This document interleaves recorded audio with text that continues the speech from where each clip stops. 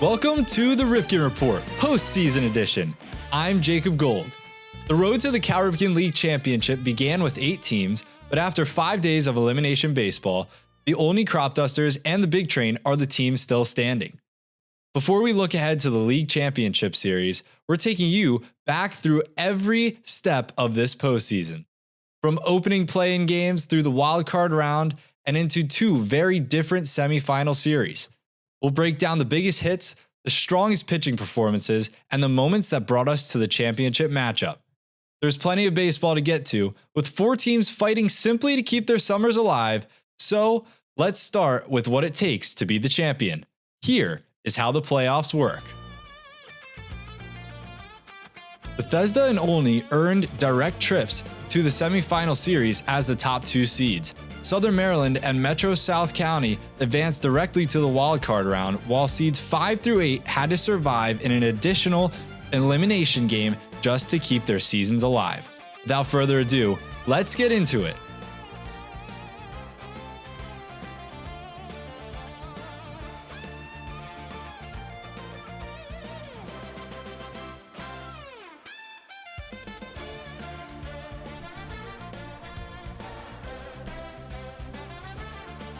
It was one of 2 T-Bolts to represent in the All-Star game between the Ripken League and the Valley League. And that is drilled out to left field, and that is how you get the ball game started. Gabe Pagase goes yard. What else is new? The T-Bolts take a 1-0 lead. I mean, it's what the man does. Can you even be surprised at this point? Gabe going yah-yah for the 4th time this season. And it seemed inevitable that he would leave the yard at Criswell. Fences 350 all the way around.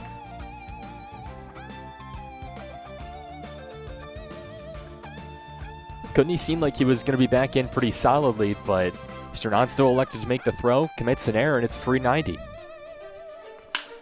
This one swung on by Kim. It's traveling, and it drops in between the gap in right center. Nolan Cutney's going to come around. Matthew Kim's going for third. He's in there. He's going to potentially head home, and he does. It's thrown away. Matthew Kim with an inside the park home run. I think it's going to be an error at third base. So a triple that sends Kim home. It's 4-0 Bolts.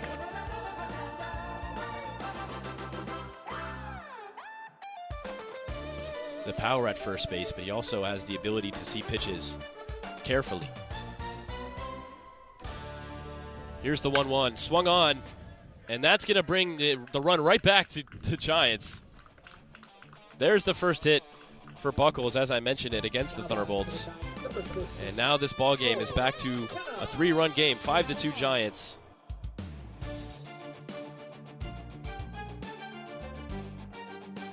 At second and Leone at short, but both have done a really good job today defensively. And that's as big as an out as you can get if you're not trying to give up any more runs in this game. Trent Lopez, the cleanup hitter at the plate. The board twice tonight. He goes backside on this one, falling fast. Livingston watches it drop. Pagase is going to score. Throw to the plate's not in time. Gets by. Trent Lopez on his way to second. It's 6-2, and the T-Bolts on the verge. My goodness, Trent Lopez.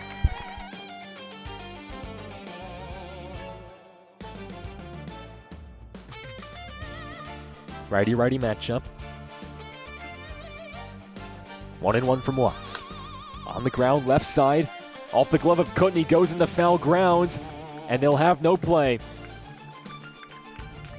Cobb scores from third to make it 6-4. It was going to be a tough play for Cutney, but he didn't even get it cleanly in his mitt. Not a usual third baseman, and it makes runners on first and second.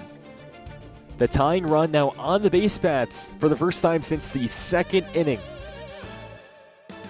Where that ball gets passed, and that's just the way it kills you. That's the thing that breaks the camel's back. T-Bolts got an insurance run in the 9th. If they didn't get it, this game would be tied. 2-2 pitch to Livingston. Hammered up the middle, ground ball. Camacho flips to second for 1, over to first. It's in time! You can book it for the Bolts. The T-Bolts storm into Criswell and slay the Giants. They hang on, and we will see you tomorrow night. Just like that, the Thunderbolts pushed their way through. They made it a lot harder than they had to. It took 3 pitchers in the bottom of the 9th, but the Thunderbolts just wanted to put on a little bit more of a show. The 8-seeded T-Bolts survived by 1 run, eliminating the Gaithersburg Giants and earning a wildcard matchup against the Southern Maryland Senators. Now to Virginia for a Southern Division showdown.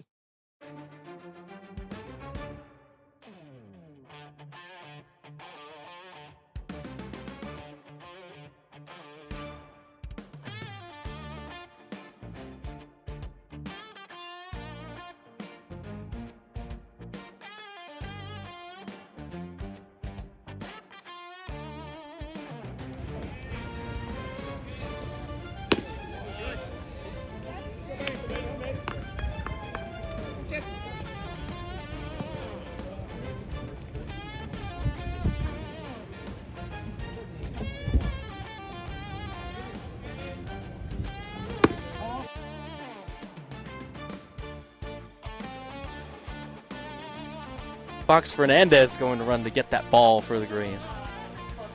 Another 3-2. Larson lines at right center field. Going over is Church. He won't get there. He'll have to play it off the wall. Warner scores easily. Lechtenberg is in standing. Larson racing to third. He's in sliding. A 2 RBI triple for Brad Larson. And the Aces strike first here in round 1.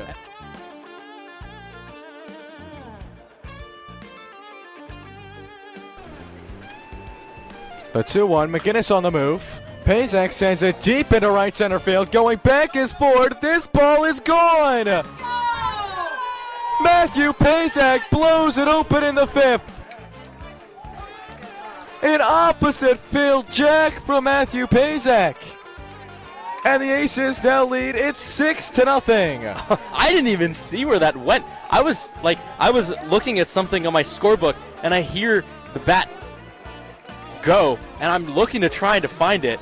That one was a rocket out into right center field. Aces go to the bullpen. Braxton Vacar did his job. 2 scoreless frames to lead the way for Finn Patrick. The righty trying to keep things where it is. Grays down to their last 6 outs.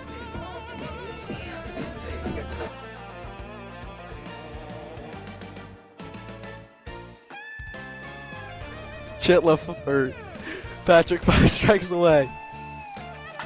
Grounds it. Burkhart couldn't play it again. It scurries into left field. Larson plays it, and the Grays score their first run of the ball game here in the 9th. My goodness.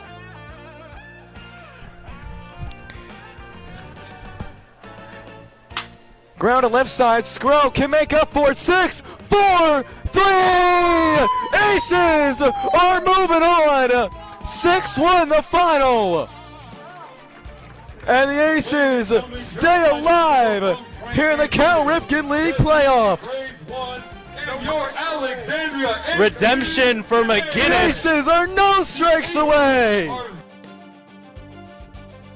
Alexandria controlled the matchup, firing on all cylinders, and they eliminated the Grays and moved on to face Metro South County. The opening round narrowed the field from 8 teams to 6. 24 hours later, the pressure increased again, with 4 teams playing for the final 2 spots in the semifinal series.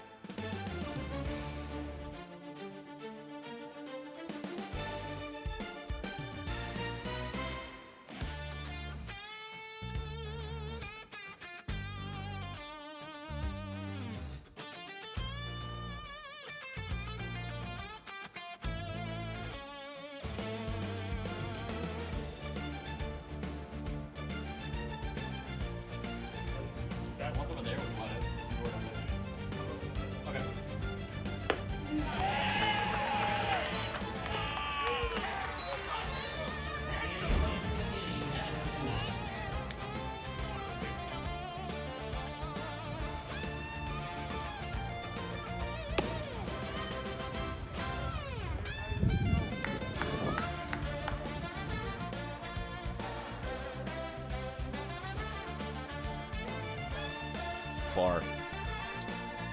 2 acrobatic holds at first to keep that foot on the base. And he's going to just chop this one perfectly right in front of Trent Lopez, running around his palms. The throw in is not going to be on time. The Senators strike first, something that they haven't done at all against the Thunderbolts this season. What they have done is won every single game. But for the first time this summer, the Senators lead the Thunderbolts to start the game. 1-0 in the bottom of the third.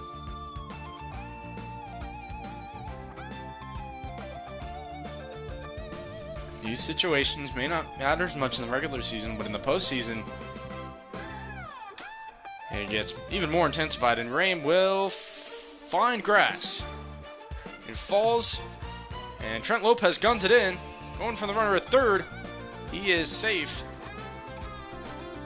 Pegues gave it all he had on the dive, and he missed it. Fell right in front of him. Trent Lopez was there as his backup. A heads-up throw in, but the Senators strike once again. Now 2-0 in favor of Southern Maryland. Now Anderson, with a new stick in his hands, will still have this count at 1-2.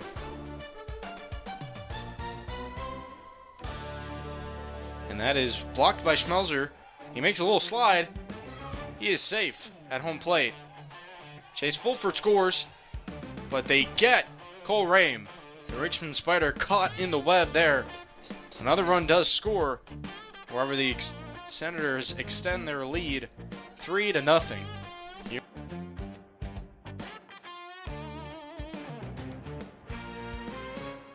Was then doubled up on a fly ball out towards right field off the bat of Camacho, who stands on deck. Pitch home. Lopez swings, drives it out towards left center. It's going to fall in green grass. Pegues getting the wave around by Skip Becker. Here's the throw home from Jack Ewart. It bounces in slowly, and the T-Bolts on the board thanks to a Trent Lopez RBI knock. It's 3-1.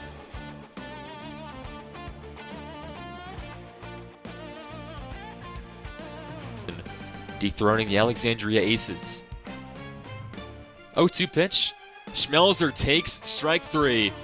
That is the ball game. The Senators move on, and for the Thunderbolts, their season is over. Wow. What a heartbreaker. Kai Schmelzer just took that pitch for strike 3. It was well placed.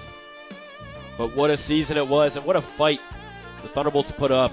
Emilio Rodriguez, Michael Presky, both guys pitched their hearts out. But 3 runs was enough for the Senators to win it. The Senators ended the Thunderbolts' postseason run and advanced to face the top-tier Bethesda Big Train. Post-game, I had a chance to talk with the ace who found a way to shut down the T-Bolts offense. Gold here from the Ripken Report, here with Brody Juntanen from the Southern Maryland Senators. We're here at Regency Furniture Stadium. You guys just moved on to play the Bethesda Big Train. You threw 6 innings and 7 strikeouts, only allowing 1 walk today. Take us through your day and how it felt to play here at Regency. Yeah, it's a super nice ballpark, so just went out there and trusted my pitches, trusted my defense, and worked well for me. That's amazing. And, you guys, this is your first game in the playoffs, but how's the mentality been throughout this game, and what do you think it's going to look like going against Bethesda? Yeah, everyone wants to win. Everyone's hungry to win, so, that's what we're going to go out there and do, and give it our best shot. Bethesda is a good team, so it's going to take everyone and all we got to put it together and, play our best game against them. Who do you think on your team is going to do the best in Bethesda? I would have to say Ethan Adams in the DH spot. I agree. Well, good win today, and good luck throughout the rest of the tournament. Metro SoCo blanketed Alexandria 4-0, setting up a semifinal series against number 1 Olney Cropdusters. We are sorry for no video recap of this game due to there being no live stream. 4 teams remained, and the format shifted from winner-take-all baseball to a pair of best-of-3 semifinal series.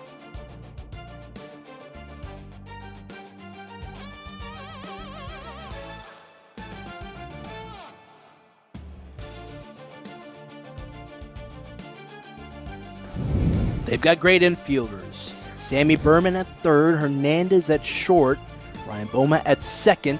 This one lifted up in the air for Henson. It will drop into the glove and spring a man over from third to home, a sac fly. And they look the way of the base runner at second and right. He slides back in with Boma looking after him. And at first is Dylan Melton as well. And if you can get an out right here, that's a big-time success.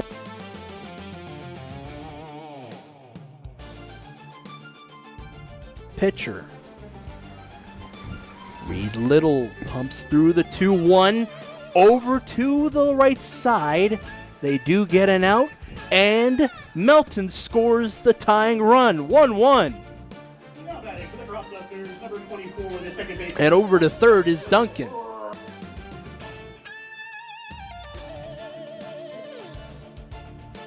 Out of the game, Cadron Ahern. We saw him try to jump in front of Scott. They'll probably put him on that spot. As it's sent over, it's nearly blocked, and the second run comes through. One more, and safe! Wearing through. Two base runners score with ease. 3-1 the score, and it couldn't come at an opportune time.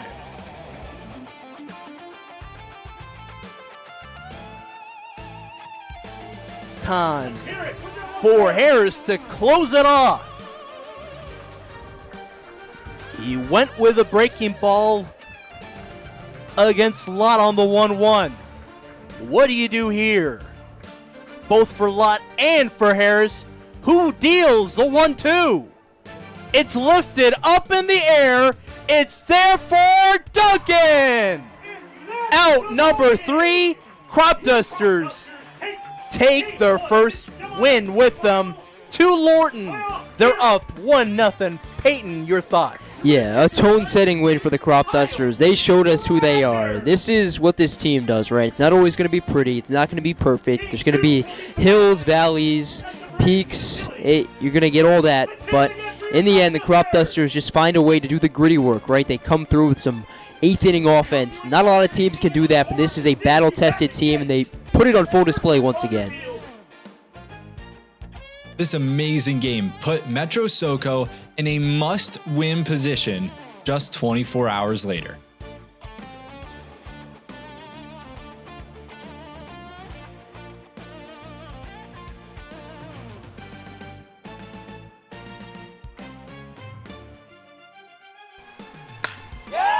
And a huge shot, a line drive at the right center field gap. Two base runners will score. Boma moves to third. Hey, but we'll take it. He slides through over to second. A single, 2 RBIs, and he moves to second. How's that? 2 straight days with 2 RBI knocks.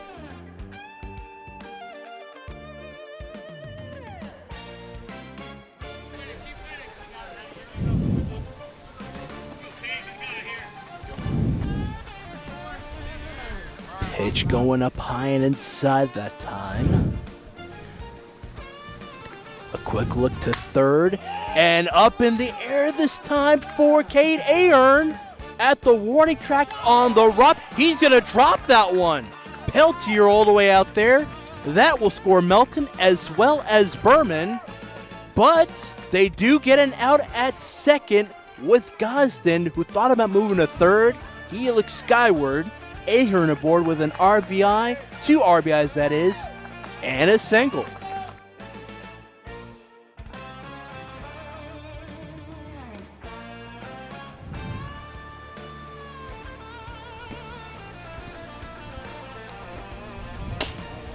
Off the plate, it is fair.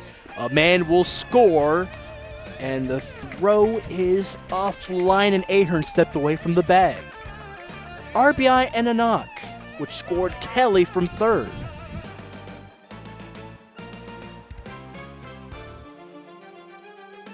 How well Jones has been pitching. That's incredible. The 1-1 lined over to the right field gap. One run will score all the way from second. It is Peltier. Kelly with an RBI and a knock. Colin Lott, shaky day in his own right. A knock to go along with 2 strikeouts. And he's going to float this one over to Scott, and he's back. Out number 3 is through.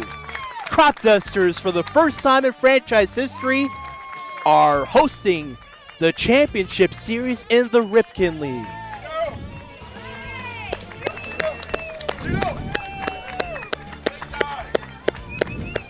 Congratulations to the Cropdusters. Great work for the Braves.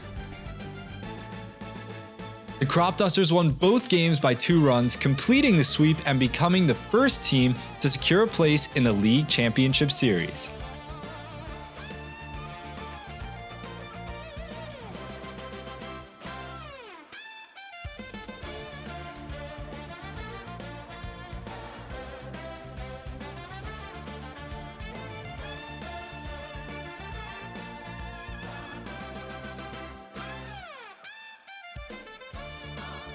Hitter instead of the man who advanced to second base on that one, but as you mentioned, Lehman almost in a split to reach that one. Did it successfully though, and looks to be just about all right after he's forced into a little more acrobatics than he would have Gagan in thought. scoring position, right, mashes one up the middle. He will round as Hack, will try to go at the plate. He's safe. It's 1-0 Big Train. They take the lead. But you can see what that means to Brennan Wright. He's a veteran on this team, and he's someone who's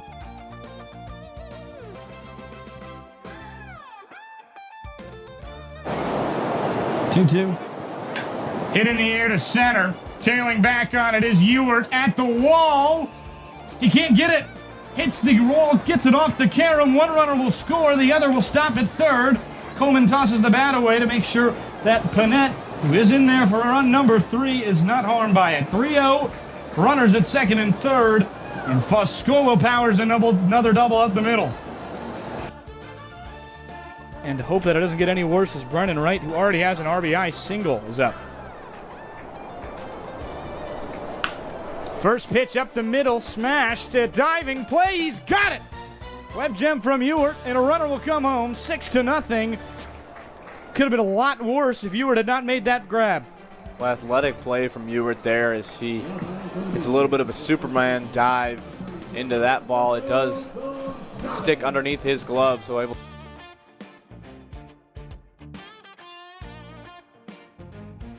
more than the Senators so far, but Parker has to be careful of his walks. Smashed up the middle, and Rehm will have one runner get down as this one going to be an extra bag attempted here from the likes of the runners on base already, and it is 6-2 the Senators. Payoff as that one makes it into the zone, they think, but just a little bit on the outside corner, and he didn't go. Good hook, Parker, 3-2, payoff pitch. Ground ball left side, it gets not through, caught by Panett, throw to first. Good dig, sign, seal, and deliver. Big Train wing game one, 6-2. They hold on. Stellar pitching performances do it, and they will head on the road tomorrow. Put the Senators on the brink. Playoff. After the game, I caught up with Big Train strikeout leader Charlie Hoagland.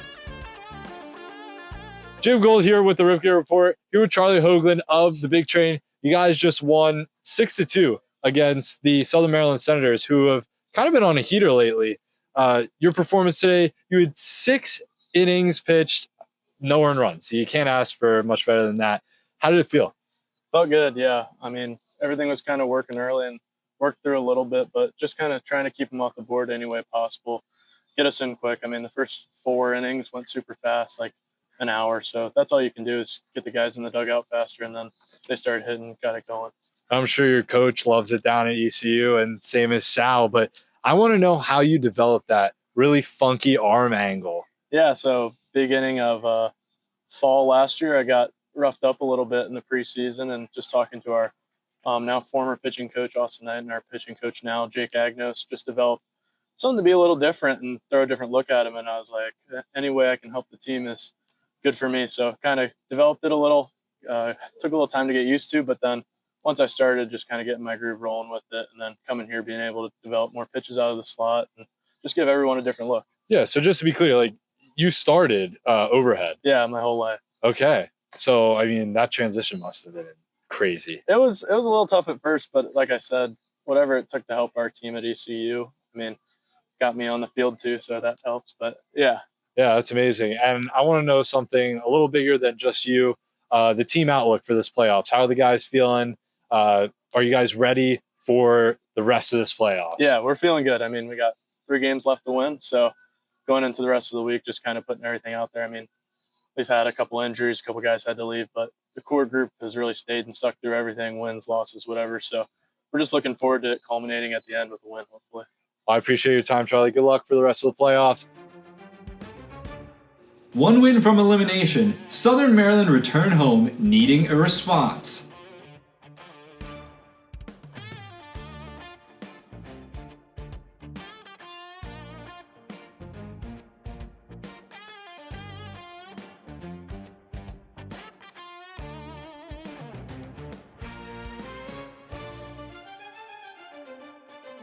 Either side in game 2 here at Regency Furniture Stadium. Gonzalez turns on one down the line and right. Gonna be a tough run for Lewin. He won't get there. Digging for second. Gonzalez will have a standing double to lead off the 4th. Big Train finding a little bit more in this one. It's a great swing from Gonzalez that gets down in right. Hitting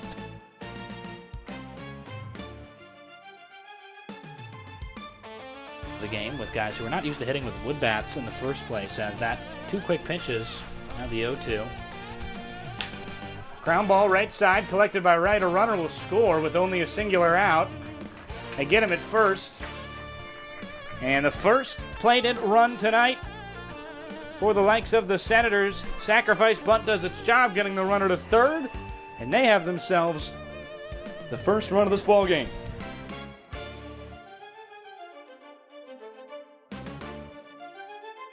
Out for another inning, we'll see. Bullpen not active yet for the Senators, as Hopper in his second inning of work, and this one hit well into left field. Back for Zach Anderson at the wall. It is gone. A solo shot for the catcher. It's 2-0 Senators back against the wall. They keep fighting. Senators with a shot in an historic ballpark here in Southern Maryland. Incredible moment for them as they are doing their part to stay alive in the series.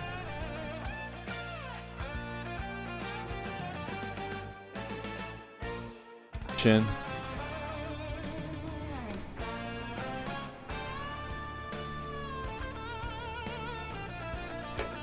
One, two, caught looking. He froze him to close the ball game. We'll see you tomorrow night at Shirley Povich Field. The Senators. Fantastic pitching appearances from Will Pettis and Conway out of the pen to pave the way. All the way home, 2 hours to Shirley Povich from here, and they will make that drive. 7 p.m. You can watch it here on the Big Train Baseball Network as the semifinals draw tide at 1. 2 games produced 2 completely different results, leaving the season and a place in the championship series to one final matchup at Shirley Povich Field.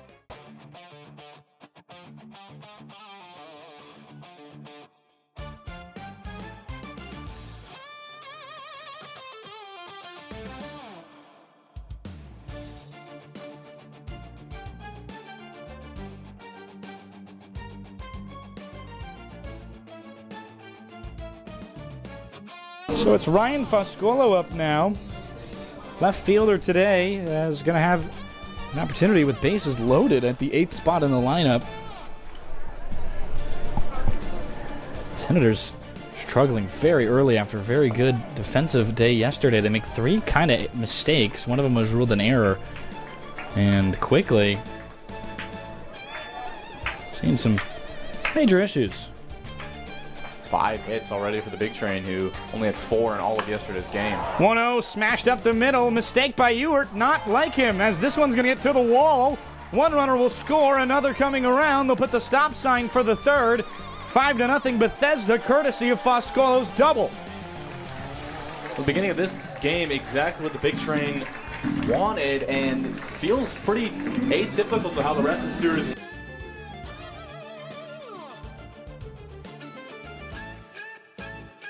Reached on an error at second base. Colrain had maybe a double play ball, made the bobble on it. 1-0. Hit very well into right field. Gonzalez destroyed that. 8-0. The Big Train have run away with it. That ball is smashed over the fence by Emilio Gonzalez. He calmly jogs through the bases after that one, and the Big Train have seen this one blown wide open here in Bethesda at Shirley Povich. Malvazio hits this well right up the middle to center. It's gonna get over the wall. She's gonna go. Back-to-back homers for Bethesda. Train is on track. Station's nowhere near them. They are far away, 9-0. Trying to get to the ship, and they are very close, Zach. And it's a 1-2 punch. Could that have been the knockout blow? We'll have to wait and see, but home runs from Malvazio there. 2 in a row for Big Train, and the Senators don't know what hit them.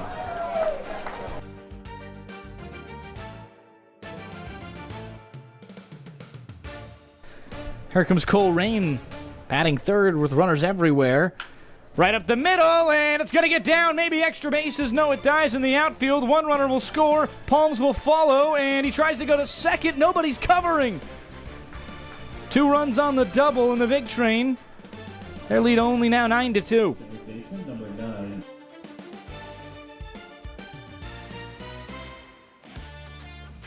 Is he ready for the next pitch? Hit in the air to center. Very well struck. Ewert will watch it go. 12-3. He does it foul the first time. Second time is the charm. Ryan Foscolo, a 3-run bomb. Second of the year, and this game is really off the rails for the Senators.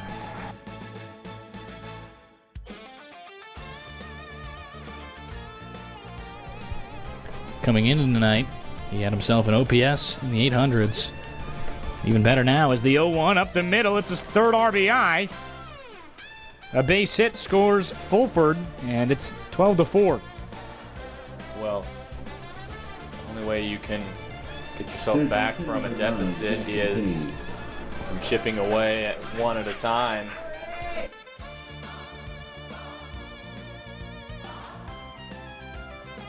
Big Train, if they win tonight, will play Donis Rodriguez, who is out of Mao in the Dominican Republic. He's the only international player.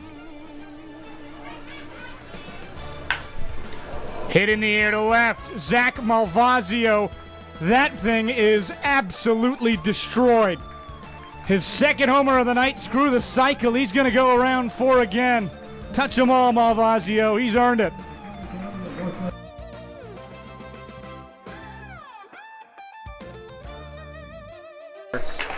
Definitely inside of the zone and drops quickly low and outside. 0-2. Swing and a miss. Capuano blows it by him. So 20-5, the Bethesda Big Train. They have an opportunity to do what no team in this league has ever done before. 2 4-peats in 9 seasons. They'll have a shot. Ball game 1 to be tomorrow at Olney. The radio broadcast, we will have to see what is in order. The Big Train, more ejections against Olney in those 2 teams, by those 2 teams, than any team other in the league. It'll be interesting to see. Hot contested matchup here on the Big Train Baseball Network coming up as it's game over for the Senators, Zach. Well, this one. After being held scoreless in Game 2, Bethesda's offense responded immediately with its biggest performance of the postseason. A 7-run 5th inning turned the decisive game into a rout. The Bethesda Big Train finished with 20 runs on 23 hits, defeating Southern Maryland 20-5 and taking the semifinal series 2-1. Zach Malvazio had 2 home runs in the contest, which made him a clear choice for player of the game.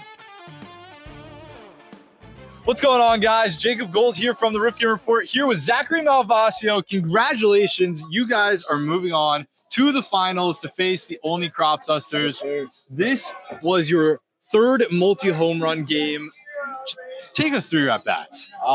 Just going up there, simplifying the approach. Sometimes I get a little bit off, a little bit caught in between, but you just got to go up there, clear it, go to the next pitch and just try to not do too much. And less is more is what they say. So, I just went up there, stayed in my approach, got my pitch, and blasted it. So, yeah. Now, you guys only had one team ahead of you, and that was the Olney Cropdusters. How does it feel to go to Olney? And not only that, what's the team's mentality going into this finals? Right. No, Olney's a good team. They got, pretty good players over there, good pitching staff. So, we just got to stay to our approach, keep doing it game by game. Today we had it's off, but about 20-something hits, and if we can just keep doing that, we'll have no problem. And pitching, they just throw strikes, defense behind them, and we'll be perfectly fine. I don't got a problem. We beat them a couple times during the season, and we just got to finish it out. I think it should be a great series. And, you said it, right. Quite an offensive explosion there. Right. You're a UCF Golden Knight. Yeah. How does it feel to go back to UCF? How is this fall season going to turn out? I'm super excited. I love UCF. It's a good spot. I want to stay home in Florida. Great coaching staff there as well. So, just kind of trusting in them, taking what they taught me into here and, just kind of developing on that throughout the fall and showing up in the fall ready to go. Just trying to get bigger, faster, stronger over this summer and just, take it into the fall and do well. So, I'm excited. Go Knights, and good luck with the rest of the tournament. Absolutely. Thank you. So, after a postseason filled with upsets, elimination games, and two very different semifinal series, the championship matchup brings us back to the teams that finished first and second during the regular season. Olney enters rested, balanced, and coming off of a sweep. Bethesda enters battle-tested and fresh off of a 20-run explosion. The Cropdusters are looking to finish a breakthrough season with a championship. The Big Train are looking to add another title to one of the league's most successful runs. The top two seeds are the last two teams standing, Bethesda and Olney, for the Cal Ripken League Championship. That will do it for this postseason edition of the Ripken Report. 8 teams began the playoffs with a chance to win it all. 2 teams that spent their entire summer near the top of the standings will now meet with everything on the line. The next time we're here, the championship series will be complete, and one of these teams will have lifted the trophy. Be sure to subscribe and turn on notifications so you don't miss out on our full championship recap. Thank you for watching the Ripken Report. I'm Jacob Gold, and I'll see you in the championship.